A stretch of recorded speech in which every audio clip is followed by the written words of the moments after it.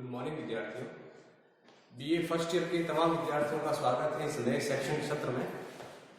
विद्यार्थियों, मैं डॉक्टर ललित कुमार आपको पॉलिटिकल साइंस का जो सेकंड पेपर है वो पढ़ाऊंगा, जिसका नाम है भारतीय शासन और राजनीति। BA first year political science में मुख्य रूप से आपके दो पेपर हैं। पहला पेपर राजनीतिक सिद्धांतों का है, जिसे पेपर फर्स्ट कहा जाता है, और दूसरा पेपर है भारतीय शासन और राजनीति, इंडियन गवर्नमेंट एंड पॉलिटिक्स। ये मैं आपको पढ़ाऊंगा। इस पेपर में कुल 5 यूनिट्स हैं।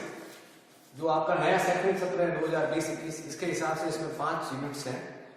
और ये पूरा इसका जो पूरा पाठ्यक्रम जो है वो भारत के संविधान पर आधारित है कि किस प्रकार भारत के संविधान का निर्माण हुआ और भारत के संविधान की कार्यप्रणाली किस प्रकार की है। सबसे पहले तो आपको ध्यान रखना है कि जब भी आप इसकी स्टडी शुरू करें तो आपको कुछ बुक्स मार्केट से लानी होगी, जो मार्केट में बहुत पॉपुलर हैं और चलती भी हैं। इसमें पहली जो बुक्स आप खरीदते हैं मार्केट से वो है डॉक्टर पुखराज जैन की भारतीय शासन और राजनीति। नाम याद रखना आप, डॉक्टर पुखराज जैन। ये जेएनयू के सिलेबस के हिसाब से है और ये आसानी से आपको मार्केट में मिल जाएगी, उपलब्ध है। ये साहित्यिक भवन पब्लिकेशन आगरा से ये प्रकाशित होती है। और अगर आपको थोड़ी स्पेसिफिक स्टडी करनी है तो आप संविधान का बियर एक्ट जो इलाहाबाद लॉ पब्लिकेशन से निकलता है वो आप ला सकते हैं। और अच्छी स्टडी आपको करनी है तो डॉक्टर ईडी बसु जो भाजपा प्रकाशन है नागपुर, वहां से प्रकाशित होती है पुस्तक, जिसका नाम है भारत का संविधान, वो आप परचेज कर सकते हैं। सुभाष कश्यप की भी एक किताब आती है भारत के संविधान पर, वो भी आप ले सकते हैं। और डॉक्टर बीएल फड़िया की भी किताबें मार्केट में बहुत सारी उपलब्ध है। यानी इस पेपर को लेकर बहुत सारी किताबें मार्केट में है। अगर आपको ज्यादा स्पेसिफिक स्टडी करनी है और केवल आपको सिलेबस के हिसाब से स्टडी करनी है तो डॉक्टर पुखराज जैन या बीएल फड़िया की किताब जो मार्केट में मिलती है वो आप ला सकते हैं। अब बिना किसी भूमिका के हम चर्चा करते हैं सिलेबस के ऊपर। आपकी जो यूनिट फर्स्ट है उसके अंदर जो कॉन्सेप्ट है वो पहला कॉन्सेप्ट है भारत के संविधान निर्मात्री सभा। आपको पता होगा दुनिया में जो पहली संविधान निर्मात्री सभा बनी वो बनी अमेरिका की। और आपने ये भी पढ़ा होगा कि दुनिया में 2 प्रकार के संविधान होते हैं। एक वे संविधान जो संविधान निर्मात्री सभा द्वारा बनाए जाते हैं और एक वे संविधान जो विकास का परिणाम होते हैं। अगर हम इसमें वर्गीकरण करें तो दुनिया में जो अमेरिकी संविधान है वो पहला ऐसा संविधान था जो संविधान निर्मात्री सभा द्वारा बनाया गया था। और अगर ब्रिटिश संविधान की बात करें तो वो एक विकास का परिणाम था, उसको किसी संविधान निर्मात्री सभा ने नहीं बनाया था। बहुत सारी चीजें जोड़ दी गई और उसको एक संविधान का प्रारूप जो है वो दे दिया गया। तो हमारा संविधान जो है वो किस प्रकार बना और उसके लिए किस प्रकार कैबिनेट मिशन योजना के तहत एक संविधान निर्मात्री सभा का गठन किया गया, किस प्रकार उसमें लोगों का चुनाव किया गया और किस प्रकार उस संविधान निर्मात्री सभा ने 2 वर्ष 11 माह 18 दिन में काम करके एक भारतीय गणतंत्र के लिए संविधान का निर्माण किया। तो सबसे पहला कि संविधान निर्मात्री सभा का प्रारूप कौन सी योजना से बना, ये आपका पहला सिलेबस है, पहला चैप्टर है संविधान निर्मात्री सभा। उसमें कितने लोग थे, महिलाएं कितनी थी, प्रांतीय प्रतिनिधि कितने थे, रजवाड़ों के लोग कितने थे, राजनीतिक दलों के लोग कितने थे, ये सब इस कॉन्सेप्ट का हिस्सा होगा। और किस प्रकार इस संविधान निर्मात्री सभा ने कमेटियों के माध्यम से इस देश में काम किया और एक भारतीय गणतंत्र के लिए विशाल संविधान का निर्माण किया। दूसरा है इसके अंदर जब संविधान निर्मात्री सभा के सामने जब संविधान निर्माण का कार्य शुरू हुआ तो उस निर्माण के समय कुछ प्रमुख मुद्दे थे जिसका समाधान करना संविधान निर्मात्री सभा के लिए जरूरी था। कि जो फेडरेशन होगा वो किस प्रकार का होगा, राष्ट्रपतीय प्रणाली या मान लीजिए संसदीय प्रणाली होगी तो वो किस प्रकार की होगी, प्रांतीय जो विधानसभाएं हैं या जो प्रांतीय गवर्नर है उनके अधिकार क्या होंगे। तो इस संविधान निर्मात्री सभा के प्रमुख मुद्दे क्या थे, ये भी आपके सिलेबस का हिस्सा है।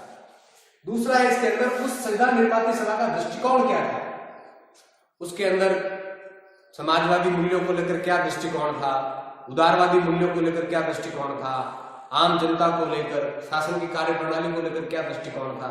ये सब बातें जो है आपके फर्स्ट चैप्टर में है, जिसे हम यूनिट फर्स्ट कहते हैं। दूसरा है संविधान निर्मात्री सभा में एक उद्देशिका भी है। आपको पता होगा कि दुनिया के ऐसे बहुत सारे देश हैं जिनके संविधान के अंदर उनकी अपनी एक प्रस्तावना है। भारत भी इस मायनों में भाग्यशाली है कि हमारे संविधान की भी एक प्रस्तावना है, उद्देशिका है। आप पढ़ते हैं we the people of India, हम भारत के लोग, भारत को एक संपूर्ण प्रभुत्व सुसंपन्न समाजवादी पंथ निरपेक्ष लोकतांत्रिक गणराज्य बनाने के लिए ये जो संकल्प जो दोहराया गया उसे संविधान का उद्देशिका कहा जाता है। मूल रूप से इसकी भूमिका जो है पंडित जवाहरलाल नेहरू ने तैयार की थी। जब पंडित जवाहरलाल नेहरू ने संविधान निर्मात्री सभा की दूसरी बैठक के अंदर इस उद्देश्य प्रस्ताव को पढ़ा था और वही आगे जाकर हमारे संविधान की उद्देशिका बना। तो हमारे संविधान की एक उद्देशिका है, जो हमारा संविधान या हमारा गणतंत्र कौन कौन से लक्ष्यों को इसके माध्यम से प्राप्त करेगा वो इसमें बताया गया है।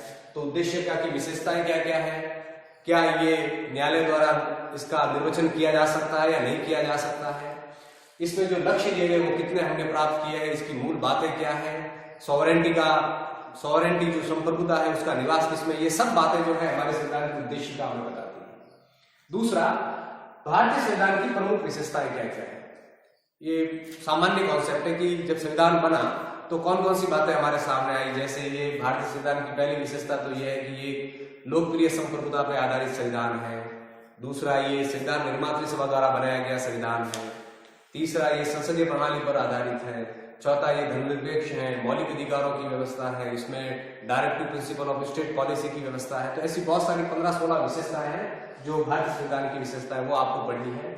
मूल रूप से ये पूरा कॉन्सेप्ट बहुत सामान्य है और सामान्य समझ का विषय है। अगर आप थोड़ा मन लगाकर सेंट्रलाइज करके इसको पढ़ेंगे तो ये आपको समझ में आएगा।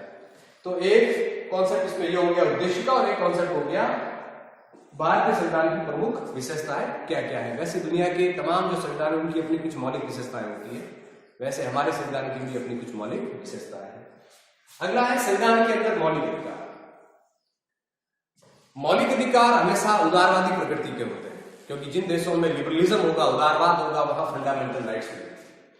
हमारे संविधान के अंदर भी हमारे संविधान निर्माताओं ने एक विशाल मौलिक अधिकारों के प्रपत्र का निर्माण किया है।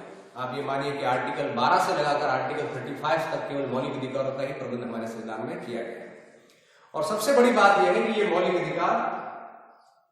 अधिकारों का न्यायालय संरक्षण करता है। इसको लेकर अगर मान लीजिए सरकार का कोई अंग है, कोई एग्जीक्यूटिव है या संसद है, कोई भी अंग है सरकार का, वो इन मौलिक अधिकारों को कम करने का प्रयास करता है, इनका हनन करने का प्रयास करता है, तो आर्टिकल 32 के तहत और आर्टिकल 226 के तहत व्यक्ति न्यायालय में जाकर इन मौलिक अधिकारों को प्राप्त कर सकता है।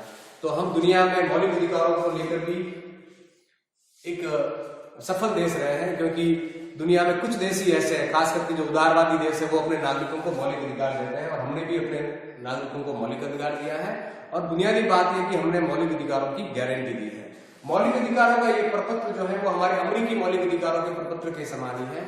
फर्क ये है कि हमारे यहाँ पर ये मौलिक अधिकार जो है न्यायालय द्वारा परिवर्तनीय है, और आर्टिकल 32 और आर्टिकल 226 में ये अधिकार दिया गया है कि व्यक्ति रीटों के माध्यम से अपने इन मौलिक अधिकारों को प्राप्त कर सकता है। आर्टिकल 13 ये कहता है कि अगर संसद का कोई कानून इन मौलिक अधिकारों का हनन करने वाला है तो न्यायालय उसका न्यायिक पुनरावलोकन भी कर सकते हैं।